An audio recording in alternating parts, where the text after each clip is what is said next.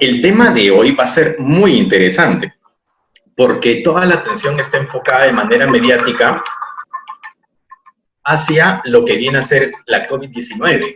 Sin embargo, nuestros países, los países de la región de América Latina, no solamente están afrontando esta cruel realidad, sino también tenemos que lidiar con nuestras propias enfermedades endémicas. Por eso encontré de manera interesante no solamente reconocer que es muy duro el momento que estamos atravesando lidiando con la COVID-19, sino también que es de vital importancia que no perdamos el norte de que hay otras enfermedades que también afectan a nuestras localidades y que nos golpean de manera regional. Lastimosamente, las políticas de salud están orientadas actualmente a combatir todo lo referido a la COVID-19 y hemos dejado de lado tal vez la atención de las enfermedades crónicas u otras enfermedades de corte endémico. Por eso es que el enfoque que esta noche les vengo a traer no va a ser un enfoque tan científico como usualmente solíamos hacer anteriormente, sino que vamos a darle un enfoque desde el aspecto de la gestión, siempre con el marco de la ciencia, porque por ahí le agarramos el gusto. Con esta finalidad he estructurado la siguiente presentación para que inicialmente abordemos algunos tópicos o revisemos algunas generalidades del dengue. Luego vamos a pasar de manera muy somera por las herramientas diagnósticas, ya que asumo que la mayor parte de ustedes que están presentes aquí tienen que ver con el departamento de apoyo al diagnóstico. Asimismo, luego pasaremos a ver la realidad del dengue y la coexistencia con el virus SARS-CoV-2 a nivel de América Latina. Pero aquí empezamos ya con el enfoque de gestión. Vamos a abordar algunos determinantes de la salud que pueden estar influenciando en las políticas que vienen administrándose a nivel de nuestros países y que posiblemente no han incrementado su efectividad justamente porque teniendo dos eventos en paralelo de gran impacto a nivel local, obviamente se tiene que priorizar algunas condiciones. Asimismo tenemos el efecto del comportamiento y la posibilidad de acceder a las vacunas por las compras en otros países y la moneda local que viene ascendiendo. Para que finalmente todo eso lo enmarquemos dentro de un contexto de aseguramiento de la calidad, recordando siempre que el papel fundamental que tenemos todos nosotros dentro del equipo de apoyo al diagnóstico es preservar tres principios claves para un resultado de calidad. Este resultado tiene que ser oportuno, es decir, en el momento adecuado. No podemos recepcionar una muestra y dar un resultado después de 1, 2, 3, 4 semanas, porque obviamente le vamos quitando el margen para la administración de tratamiento al paciente, lo cual puede devenir en su fallecimiento. Segundo punto gran importante para el aseguramiento de la calidad de un resultado de laboratorio es la utilidad de este resultado. Si el valor que nosotros elevamos es ambiguo, no tiene ningún tipo de sustento, no se correlaciona con la clínica, poco le sirve como información al médico justamente para que aborde al paciente. Y tercero, el resultado tiene que ser veraz. Ningún resultado de laboratorio puede ser porque se me ocurrió, porque es lo que me parece. Tenemos que liberar resultados con base en la evidencia. Entonces, recordando esos tres principios de calidad en nuestros resultados, vamos al desarrollo de la charla. Creo que no les di la bienvenida a todos, ¿no? Más me he detenido a saludar a los organizadores, pero bueno, siempre es un placer poder compartir con ustedes. Hemos tenido una primera sesión con la doctora Denise, también es un placer escucharla. Espero que en el tiempo nos volvamos a encontrar. Creo que todo el ambiente ya está algo preparado para que podamos profundizar acerca de otros tópicos. Pues bien, definiciones claves. Aquí dentro de las definiciones claves tenemos que recordar algunos términos, como por ejemplo, endemia, brote epidémico, epidemia y pandemia. Cuando nosotros hablamos de una endemia, básicamente la aparición de alguna enfermedad, que puede o no tener una prevalencia alta a nivel local. Cuando hablamos de un brote epidémico, la aparición de 2 o más casos en un punto determinado dentro de nuestras regiones. Cuando hablamos de epidemia, ya no solamente es la aparición, sino también la propagación dentro del nivel regional. Y cuando hablamos de pandemia, las fronteras van cayendo y aquella enfermedad que estuvo afectando localmente empieza a afectar a otros países. Entonces, cuando se hace una infección masiva, cuando se convierte en una infección masiva, ya podemos estar hablando de pandemia. Por lo tanto, en nuestros países diremos que el dengue, así como las enfermedades afectadas por otros tipos de arbovirus, van a ser de corte endémico y en ciertos momentos a lo largo del año podemos tener brotes epidémicos. Y justamente en el transcurso del último año que ya vamos viviendo, esto se está convirtiendo en un paralelo junto con los casos de infección por SARS-CoV-2. Algunos generales acerca del dengue. Recordemos que este virus está transmitido por la exposición a un vector, el cual nos va a picar. Este vector es un mosquito, es un zancudo, perdón, es un Aedes aegypti. Tenemos que pertenece el virus a la familia Flaviviridae y se compone de 4 serotipos, el dengue 1, 2, 3 y 4, teniendo dentro de su constitución una de las proteínas más virales, el ANC1. Es de un sentido de RNA en giro positivo. A nivel de las Américas está altamente documentado, sin embargo, a nivel del continente asiático es donde se da la mayor frecuencia de casos. ¿Cómo se cursa o cómo se presenta esta enfermedad con la siguiente sintomatología? Vamos a encontrar cuadros febriles que pueden estar por sobre los 39 grados. Usualmente esta infección va a tener una etapa de incubación de 4 a 10 días y los signos y síntomas se van a ir manifestando en 5 a 7 días. Puede cursar también con una debilidad general, puede haber dolor osteoarticular, puede existir dolor de cabeza, dolor abdominal y en algunas circunstancias se puede complicar trastocando la coagulación, evolucionando a un dengue grave o dengue hemorrágico. Dentro del laboratorio se ha ido desarrollando algunas estrategias para el apoyo al diagnóstico. Estas herramientas básicamente están relacionadas a la identificación de las estructuras antigénicas del virus o de la presencia de los anticuerpos que pueda formar nuestro organismo luego de la exposición a este virus. De esta forma podemos observar que tendremos algunas pruebas, como por ejemplo las pruebas rápidas muy utilizadas en campo, porque se trabaja una estrategia para el mapeo en un brote epidemiológico, abarcando grandes áreas mediante la ejecución de estas pruebas que pueden tardar 10, 15 o 20 minutos. Básicamente se requiere de sangre capilar, estos cassettes para la aplicación de inmunocromatografía lateral, la aplicación de un buffer, y dándole el tiempo adecuado vamos a observar cómo la muestra va a migrar a lo largo de todo el canal diagnóstico y va a empezar a aparecer la presencia de algunas bandas, entendiéndose que usualmente vienen a ser anticuerpos que están dirigidos sobre estructuras antigénicas o anticuerpos dirigidos contra anticuerpos humanos presentes en la muestra del paciente. Obviamente, para que estos test sean validados, debe marcar la banda control y si fuera el caso de que estemos evaluando el test o prueba rápida para antígeno, debería marcar donde está presente la estructura viral. Si es que va a hacer la prueba rápida para los anticuerpos, pues bien observaremos que deberían estar marcando en el área control y dependiendo si va a ser la presencia de un IgG, una exposición tardía, o la presencia de memoria inmunológica para el virus, o IgM cuando estamos frente a un proceso en fase aguda. Ahora bien, estas pruebas, por ser unas pruebas cualitativas, pueden ser muy sensibles, pero no van a ser tan específicas. Por lo tanto, se pueden utilizar en un primer momento como la estrategia de la red de pescar.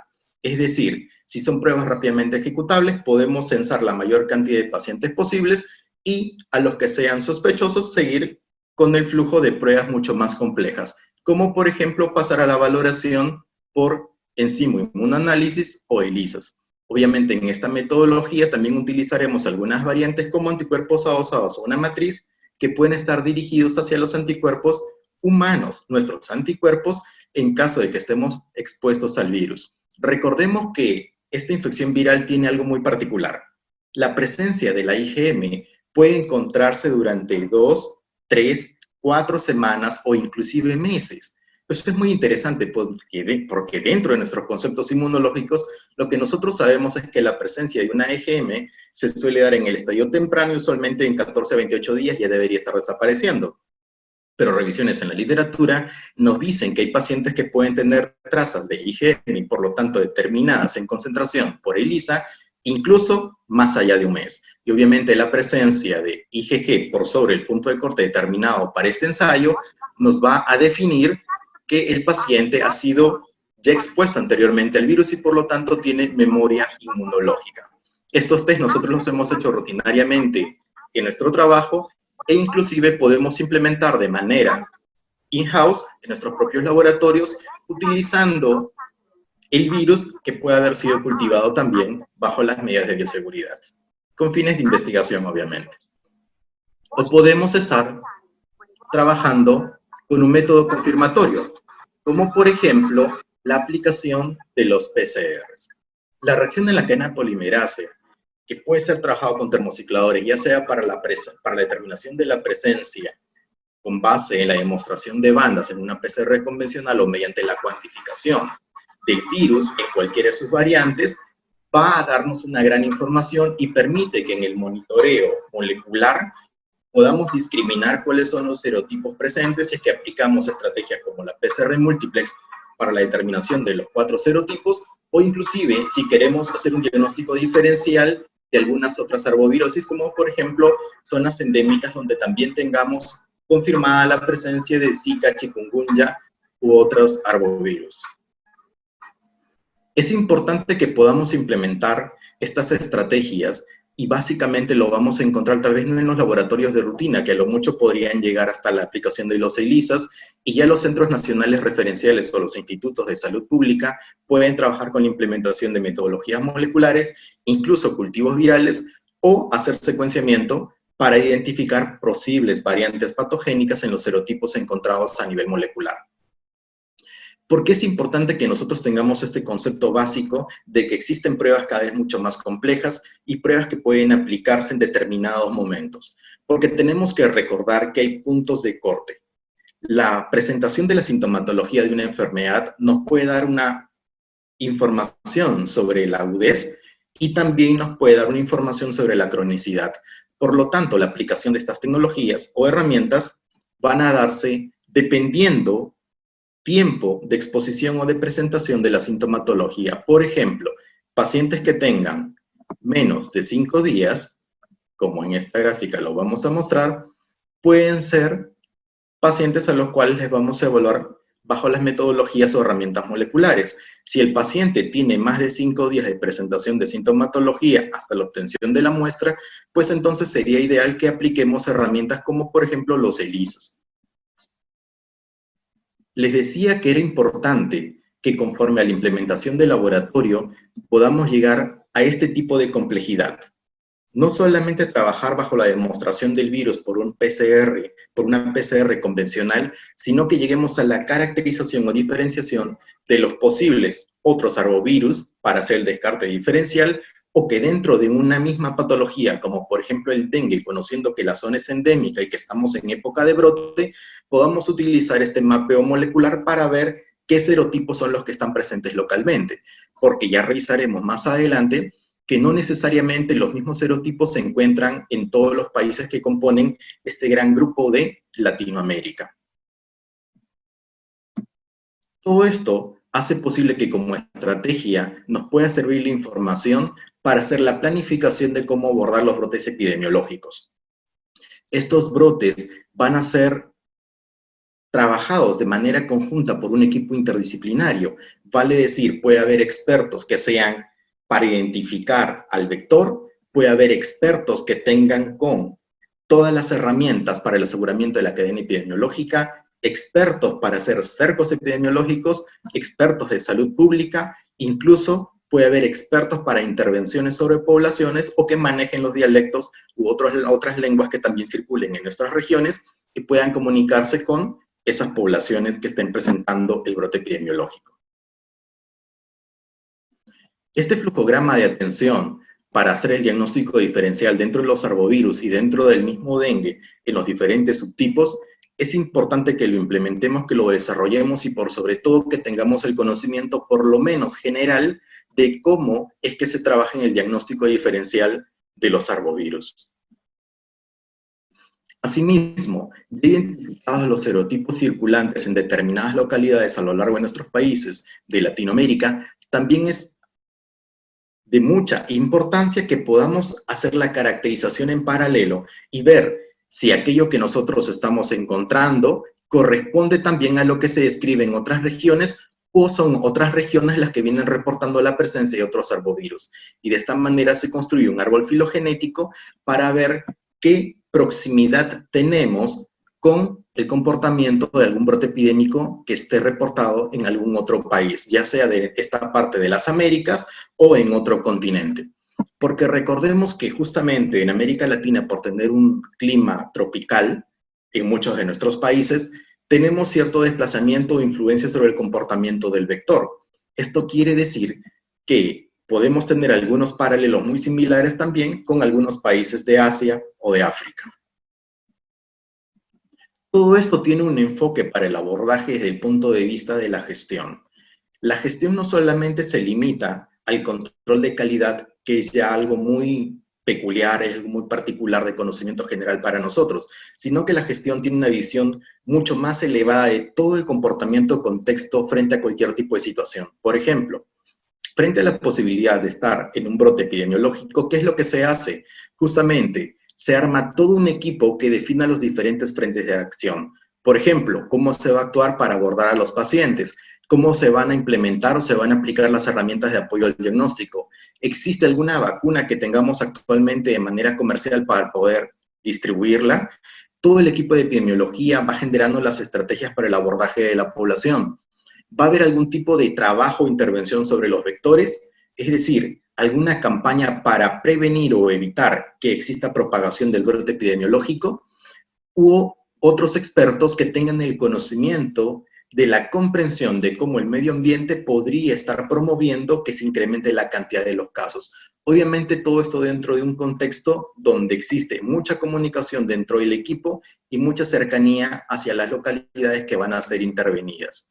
Los equipos no solamente van a estar compuestos por un equipo interdisciplinario, sino que algunos de los agentes son agentes de cambio que van a llegar a involucrarse directamente con los pacientes, ya sea mediante charlas de reforzamiento, de conocimiento, de reeducación para el manejo tal vez de aguas residuales, de conservadores de agua, de exposición a ciertas horas o incluso de cómo convivimos dentro de nuestro entorno, porque hay una característica muy peculiar en Latinoamérica, que se suelen formar familias supernumerarias. Esto quiere decir que usualmente en los hogares se van fragmentando y son las sumatorias de múltiples familias que vienen a estar compuestos por los hijos que vienen formando sus propias familias o inclusive también los abuelos y los tíos pueden convivir. Entonces todas estas condiciones, más las condiciones del ambiente, más las condiciones de la geografía, podrían promover que en el caso de un brote epidemiológico el foco sea mucho más grande. Y también estos equipos van a determinar las estrategias más favorables para la intervención de toda la región que está afectada por el brote epidémico. Pero ¿de qué manera se correlaciona o de qué manera puede impactar la COVID-19 en nuestro continente, en este continente americano, del cual voy a excluir un poco lo que es América del Norte y separaré lo que son los países de la América Latina, básicamente hispanohablantes, y un pequeño porcentaje de aquellos que manejan el portugués? Bueno, no es un pequeño porcentaje, Brasil es bien grande, y un pequeño porcentaje de aquellos que manejan la lengua francesa como lengua natal.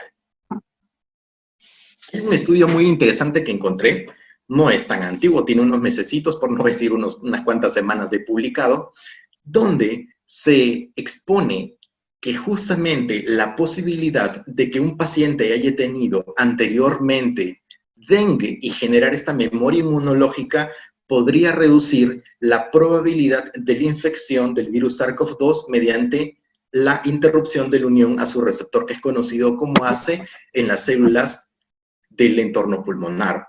Esta publicación es un tanto como que rompe un poco los cuadros, ¿no? Porque usualmente cuando hablamos de reactividades cruzadas, creemos que la valoración solamente es in vitro y pensaríamos que siendo un virus dentro de una familia, entonces posiblemente las reacciones cruzadas por la memoria inmunológica presente en el organismo y expuesta anteriormente al virus, podría solamente conferirle resistencia o cierta protección frente a otros arbovirus. Pero no, justamente el mapeo molecular que se hizo de unos pacientes, logró determinar que en el estudio de las secuencias, cuando se observaba las secuencias por estudios bioinformáticos de cuáles eran las proteínas que componían las estructuras del virus SARS-CoV-2, existían algunas regiones que sí permitían el anclaje a las zonas de reconocimiento donde está la proteína receptora ACE, pero también todas estas regiones que vienen a ser aminoácidos que están pintaditos de verde, todas estas regiones eran regiones blancos a los cuales los anticuerpos generados contra la proteína NS1 del dengue, que por cierto, dicha proteína está presente en las 4 variantes del dengue, en el serotipo dengue 1, dengue 2, dengue 3 y dengue 4, entonces, si estábamos presentes que hay áreas de unión hacia las estructuras de las proteínas que componen al SARS-CoV-2, entonces podría darse un efecto protector.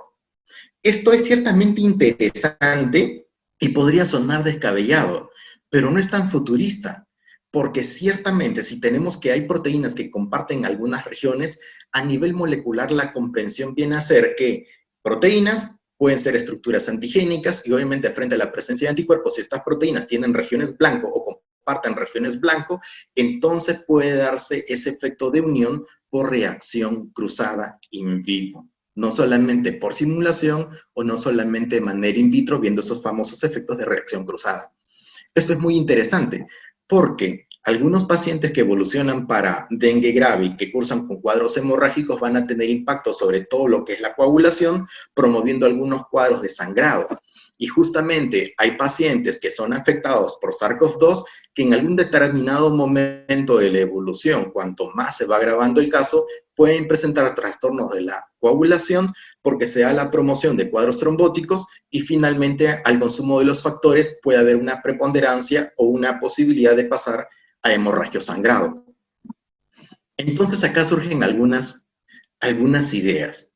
Si existiera una coinfección entre el dengue, que puede darnos o puede exponernos a un riesgo a desarrollar un cuadro hemorrágico que se pueda complicar, y encima existe una coinfección por la COVID-19, por el SARS-CoV-2 y presentar todo el cuadro clínico de COVID-19, estos pacientes podrían desarrollar un síndrome de distrés respiratorio agudo, podrían tener un trastorno a nivel pulmonar, una embolia.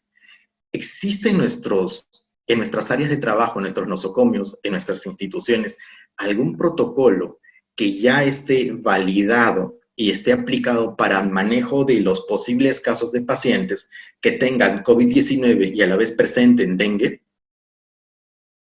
Ambos virus son muy parecidos, son compuestos de una hebra simple, al ser de RNA con sentido positivo, entonces, ¿podrían tener un comportamiento parecido? No necesariamente. Puede haber reacción cruzada, las publicaciones recientes dicen que podría haber una especie de mecanismo protector.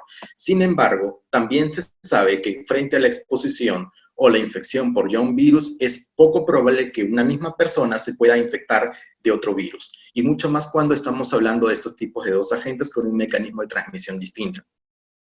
Pero lo interesante es que hay casos documentados de pacientes que sí han fallecido por COVID, agravándose su cuadro de dengue hemorrágico, y que justamente tenían las dos patologías, dengue que evoluciona a dengue hemorrágico y a la vez infección por SARS-CoV-2. Resultado, paciente que desarrolla un cuadro clínico muy complejo y obviamente termina falleciendo. Asimismo, dentro de la fisiopatología propia de la enfermedad, si el dengue evoluciona para mal hacia cuadros hemorrágicos, ¿se podrían administrar plaquetas? Sí. ¿Le podrían administrar algún otro tipo de factores? Tal vez. Todo es cuestión del manejo clínico y la información que el laboratorio le confiera para que tome las mejores decisiones de manejo terapéutico. Sin embargo, ¿qué sucede en estos pacientes que desarrollan dengue hemorrágico? Suele haber una variación en cuanto a los componentes líquidos del cuerpo, y esto podría conducir también a una desestabilización con una alteración multiorgánica. Y justamente sería como servir un plato para que el SARS-CoV-2 termine de degustar todo y obviamente afectar a nivel general el organismo de nuestros pacientes. Por eso el manejo clínico y las estrategias terapéuticas tienen que ser validadas, tienen que ser consensuadas y todos tienen que ponerse de acuerdo de cuál va a ser la política de trabajo. Aquí no aplica necesariamente los criterios individuales, sino más bien el consenso de toda la información. La evidencia nos permite tomar decisiones y con esta se permite establecer estrategias, generar documentos y los documentos ser cumplidos. Todo tiene un enfoque de gestión. Pero, ¿qué pasaba en Latinoamérica hasta el año 2019? Les comento una pequeña historia. Para el año 2019, las revisiones que ustedes puedan realizar nos dicen que teníamos el pico más grande a nivel de América Latina de casos de dengue. Teníamos más de 3 millones de personas afectadas en nuestros diferentes países en la sumatoria total. Eso no se veía sino desde el año 2015, que estábamos por sobre los 2,5 millones, pero para el 2019 nos disparamos. ¿Qué habrá pasado? ¿Desarrollamos mejores estrategias para el abordaje y la identificación de los casos? Y si ese fuera el supuesto afirmado, ¿qué sucede en el año 2020 cuando se da la alarma en nuestros países y se declara el estado de pandemia a nivel local? Se toman las medidas restrictivas, entonces estas medidas restrictivas podrían disminuir también la exposición al agente causal y por lo tanto podrían disminuir los casos, podría darse dicha situación. Sin embargo, para el año 2020 se registran también más de 2 millones de casos. Entonces no hay mucha variación. Si para el año 2019 tenemos un pico por sobre los 3 millones y para el año 2020 tenemos poco más de 2 millones, ¿qué nos espera para el 2021? Entonces, las estrategias para el aislamiento social pudieron haber sido efectivas, tal vez para el manejo y la propagación del SARS-CoV-2 sí, pero entonces tiene que existir también algún otro tipo de factor que esté influenciando para que a pesar de las estrategias de aislamiento no haya decrecido tanto los casos de dengue en nuestras regiones. Y esto es todo un reto. Es un reto e incluso quisiera soltar una idea para que la analicemos todos y sobre la cual podemos discutir al final. ¿Será acaso que las políticas estatales están dirigidas a intentar refrenar el avance de la infección por SARS-CoV-2 y por lo tanto se ha descuidado también las políticas de manejo local de otras enfermedades crónicas o endémicas en nuestros países? Y por lo tanto, al no comprar los insumos, no implementar los laboratorios o no tener cantidad de personal suficiente para el desarrollo de las pruebas de descarte de estas otras patologías, ¿estamos generando un registro? Aquí hay ideas sueltas que pueden ser analizadas, pueden ser investigadas y que inclusive nos van a llevar a la reflexión, porque dentro de la visión de la gestión, esas pequeñas variables tienen que ser contempladas. A veces podemos creer que una enfermedad ha disminuido en su número y no porque hayamos incrementado nuestra efectividad con los mecanismos de prevención, de abordaje, de tratamiento, de diagnóstico oportuno, sino porque las estamos dejando de lado. Entonces, al no poder identificar la enfermedad, se genera el subregistro. Esto tiene que llevarnos a una reflexión muy grande porque nuestros países están adoleciendo en lo que es la compra oportuna de vacunas. Por lo tanto, todo el enfoque y la dirección económica de nuestros países está relacionado básicamente a intentar refrenar o frenar el avance de la COVID-19 y podemos estar descuidando las otras patologías. Y no hablemos también de los casos del cáncer porque ahí eso ya nos generaría una herida mucho más honda porque hay mucha gente que no está recibiendo su medicación a tiempo justamente porque nuestras instituciones de salud están quedando desabastecidas por el uso del dinero que se está dando a nivel del fisco. Perdón, antes de saltarme aquí. Para este año 2019 ya teníamos los 4 serotipos que estaban circulando en la mayoría de nuestros países. Pero si recordáramos hasta el año 2013, miren qué interesante, esta evolución desde el año 1990 hasta el año 2013 nos dice que los 4 serotipos, todo aquello que ustedes están observando en naranja, los 4 serotipos están circulando básicamente en todos los países que conforman América Latina. Tenemos la presencia de los 4 serotipos.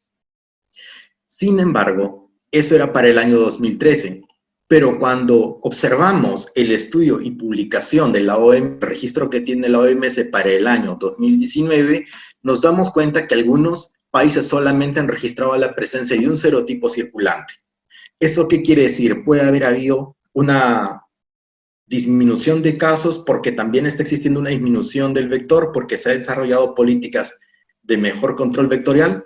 Puede ser, puede ser. Sin embargo, también tenemos que evaluar la posibilidad si estamos utilizando las herramientas adecuadas para la identificación de los diversos serotipos o variantes circulantes a nivel local. Si ese no ha sido el caso, una vez más se está generando el subregistro. Por eso la evolución y el comportamiento epidemiológico que pueda tener algún tipo de agente es muy importante porque con base en esto podemos desarrollar estrategias para intentar cubrir todos los aspectos que nos llevan a generar un sesgo o subregistro a nivel local. Desde el año 2019 a la fecha, con la publicación de hace 2 semanas, que es lo último que tiene actualizado la OMS en sus publicaciones vía web, nos hemos dado cuenta que ya tenemos 273.495 casos reportados. Una vez más, aquí surge la reflexión en voz alta. Son 273.000 casos reportados realmente confirmados del grueso de la población que puede estar afectada por dengue, o es porque a nivel de América Latina los casos de la COVID-19 han ido en ascenso y por lo tanto se está dejando de lado el poder mapear nuestras regiones y poder identificar de manera oportuna si es que existe algún tipo de afección por un brote epidémico. Esto es simplemente para reflexionar. Hasta antes del año 2019 se tenía como, en esta evolución de 40 años, uno de los picos más grandes de dengue en el año 2015. Se rompió el récord en el año 2019, para el año 2020 alrededor de 2,5 millones, y en lo que va del año 2021, 273.000 casos reportados, netamente en todo lo que corresponde a las Américas. Recordemos que la estadística que emite la OMS o que está publicada en la FAO, básicamente habla de las Américas, están comprendidas no solamente los países de América Latina, sino también algunas otras que están adscritas a Estados Unidos y también Canadá. Pero si a eso le sumamos adicionalmente el crecimiento que ha tenido o la expansión del SARS-CoV-2 a nivel de nuestras regiones, para el reporte que tenemos actualizado hasta la 1 de la tarde del día de hoy, llevamos 148 millones de casos reportados a nivel mundial. Y nuestros países son países muy afectados, como por ejemplo Brasil, tiene más de 14 millones de casos reportados de pacientes infectados por SARS-CoV-2. Asimismo, si recordamos, dentro de nuestros países, aquí con esta tablita la vamos a comprender mejor. ¿Dónde está Brasil para el año 2021? Para el año 2021, Brasil viene encabezando la tabla de casos reportados de dengue a nivel de América Latina. Más de 200.000 casos sospechosos que entran en investigación para confirmación diagnóstica de dengue. Y ya tiene 40 muertes reportadas por dengue grave.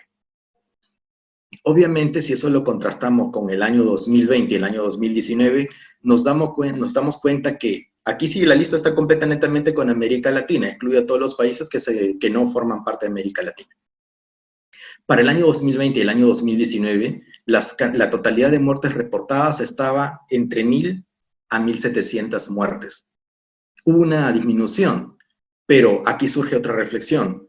¿Serán realmente toda la cantidad de pacientes que han fallecido afectados por dengue o han fallecido y se ha declarado como una persona que ha muerto a causa del SARS-CoV-2? Esa reflexión también es importante que la interioricemos, la debatamos, la analicemos con pinzas, porque recordemos que el manejo que tiene un paciente que ha fallecido por SARS-CoV-2 es muy distinto. Usualmente los pacientes pasan a cremación. En el caso de nuestro país, muchos de los pacientes que han fallecido por SARS-CoV-2 ni siquiera el cadáver se entrega directamente a la familia, sino que están en reservorios momentáneos hasta que pueda haber una cremación. Entonces, cada política que esté sujeta al desarrollo de cada uno de los países va a impactar directamente con los reportes, no solamente de casos de pacientes que hayan fallecido por SARS-CoV-2, sino también de otras patologías. E imagino que a estas alturas se da preponderancia a los fallecidos por SARS-CoV-2 justamente por el tipo de manejo que tiene el cuerpo al ser retirado de las instituciones de salud. Entonces la tendencia para este año, supuestamente, si llevamos 4 meses de desarrollo del año y tenemos 273.000 casos, se esperaría en un comportamiento regular y nada objetivo, recontra sesgado. Si eso lo multiplicáramos por 3, entonces no llegaríamos al 1.000.000. Sin embargo, recordemos que tenemos variaciones de clima en lo que resta del año y podría darse picos o brotes a mediados de año en algunos de nuestros países. Por lo tanto, esa fórmula de multiplicar por 3 o por 4 no sería tan viable en este caso y tendríamos que esperar a justamente que se den esos otros eventos y que se pueda reportar la cantidad de casos reales de personas sospechosas y finalmente confirmadas con el diagnóstico de dengue y dengue grave. Es importante aquí que recordemos otra cosa, que las estrategias de abordaje de las diversas patologías que afectan a nuestros países están influenciadas por un concepto que no es tan reciente, ya tiene mucho tiempo, pero tal vez para nosotros es nuevo, los determinantes sociales de la salud. Es decir, todos aquellos factores que van a influenciar no solamente en que hay una distribución equitativa de acceso a la salud, sino que justamente son para identificar las pautas por las cuales muchas personas de nuestros países, especialmente América Latina, lastimosamente, donde las tasas de pobreza no son nada bajas, que justamente muchas de esas personas, al no tener el acceso, obviamente sean un blanco predilecto para muchas de las enfermedades, ya sean endémicas, oportunistas, crónicas, o inclusive de este corte pandémico en nuestros países. Estos determinantes sociales de la salud abordan diversos aspectos, algunos que van a afectar de manera estructural, que básicamente están relacionadas a las políticas estatales para el abordaje de las diversas patologías, el abordaje y desarrollo de las diversas estrategias para manejar no solamente un brote epidemiológico, sino cualquier tipo de enfermedad que aqueje a la población, y también de otros determinantes que son de corte intermediarios, donde muchas veces el factor social, justamente la población, es donde va a determinar cómo es que la distribución y manejo y acceso a la salud de nuestros países no es equitativa. Lastimosamente eso es una realidad, no nos podemos negar a esta situación, y justamente estos dos grandes componentes influencian directamente sobre el sistema de atención en la salud. Si nosotros aterrizáramos esto sin ser clasistas, sin ser discriminadores, estamos considerando variables que sí pueden marcar grandemente diferencias a nivel poblacional. Acceso a la educación, trabajo que desempeña, ingresos que tiene mensualmente una persona, de qué sexo o qué raza. Lastimosamente, por más de que parezcan variables racistas, no lo son, tampoco son clasistas, porque son variables que van a contemplarse para ver cómo una determinada población puede estar mucho más susceptible a que el desencadenamiento de frente a una patología pueda ser de buena o mala forma. Y justamente esto lo observamos mucho con nuestras poblaciones más alejadas, nuestras poblaciones de provincias o nuestras poblaciones indígenas. Entonces, justamente el reclamo de acceso a la salud como un derecho universal es algo que cala más en nuestros países y que creo que está siendo muy utilizado de manera política, pero no con el enfoque correcto. Porque no se trata de llevar salud a todos lados, sino llevar salud de calidad a todos lados. Y esto se hace solamente con planeamiento estratégico y conocimiento real de la constitución geopolítica de nuestros países, del comportamiento local y el comportamiento social de nuestra población. Por si fuera poco, sigue sonando un tanto clasista, pero todo esto tiene un aterrizaje muy objetivo.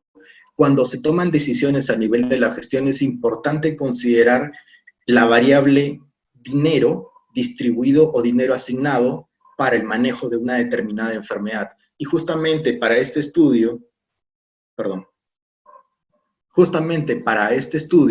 publicado en una revisión al año 2010, se encontró que el dinero destinado, que estaba relacionado a la atención por casos ambulatorios y hospitalizados, le costaba al Estado por paciente todas esas cantidades que ustedes pueden visualizar en dólares. En dólares, porque está estandarizado a la moneda que usualmente tiene más giro a nivel internacional o por la cual nuestros gobiernos pueden estar comprando los diversos insumos, desde una gasa, una venda, una aguja, cualquier tipo de insumo de laboratorio o inclusive el salario que percibe el profesional de la salud que da la atención a la persona. Todos los gastos son evaluados para tomar decisiones y generar las mejores estrategias. Y por si fuera poco, los gastos que representan los pacientes en nuestro sistema de salud no son nada bajos. Entonces la pregunta es, si estamos evaluando brotes epidémicos a nivel de nuestras regiones en tiempo de pandemia, donde el grueso del dinero se va destinado hacia la compra de vacunas, muchas de ellas con una efectividad que viene siendo demostrada, pero que también por estudios publicados ya hasta julio del año pasado se observaba que mucha de la carga de anticuerpos en las personas que habían tenido algún evento de SARS-CoV-2 después de 4 meses podía tener un declive. Inclusive casos reportados de personas con las 2 dosis de la vacuna pueden estar teniendo episodios de infección pasando de leve a moderado.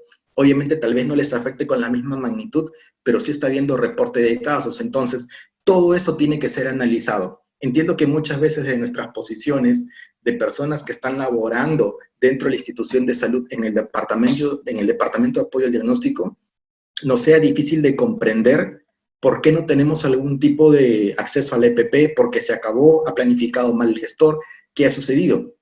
Pero recordemos que a nivel internacional, nuestras monedas pueden estar siendo afectadas, ya sea por la gestión política de nuestros países o por el mismo manejo que están teniendo de este brote, de esta epidemia y de esta pandemia.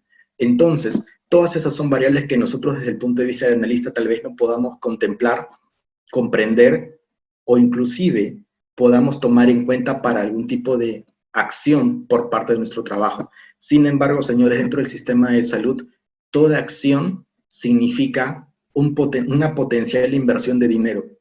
Y para tener ese dinero se tiene que generar, justamente con base en la producción, se tienen que generar los ingresos suficientes para poder invertirlos. Todo es un círculo. Si no hay generación de dinero, no hay inversión del mismo.